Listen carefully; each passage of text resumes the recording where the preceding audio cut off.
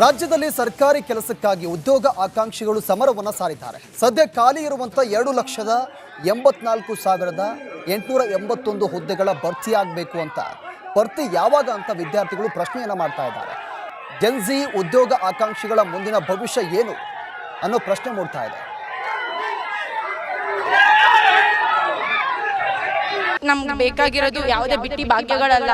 ನಮಗೆ ಬೇಕಾಗಿರೋದೇನು ಅಂದ್ರೆ ಒಂದು ಒಳ್ಳೆ ಉನ್ನತ ಪ್ರಜಾಗತಿಗೆ ಮುಂದಿನ ಇವಾಗಿನ ವಿದ್ಯಾರ್ಥಿಗಳಿಗೆ ಕೆಲವೊಂದು ಜಾಬ್ ಪ್ಲೇಸ್ಮೆಂಟ್ ನ ಕೊಡಬೇಕು. ಇವಾಗ ಎಷ್ಟು ಜನ ಸ್ಟೂಡೆಂಟ್ಸ್ಗಳು ಕೆಲಸ ಇಲ್ಲದೆ ಎಷ್ಟೋ ಜನ ಹೈಯರ್ ಎಜುಕೇಶನ್ ತಗೊಂಡು ಎಷ್ಟೆಷ್ಟು ಕೋಚಿಂಗ್ ಸೆಂಟರ್ಗಳಲ್ಲಿ ಲಕ್ಷ ಸುರಿದಿ ಕೋಚಿಂಗ್ ತಗೊಂಡ್ಬಿಟ್ಟು ಎಷ್ಟು ಹೈಯರ್ ಸ್ಟಡಿ ಮಾಡಿರ್ತಾರೆ.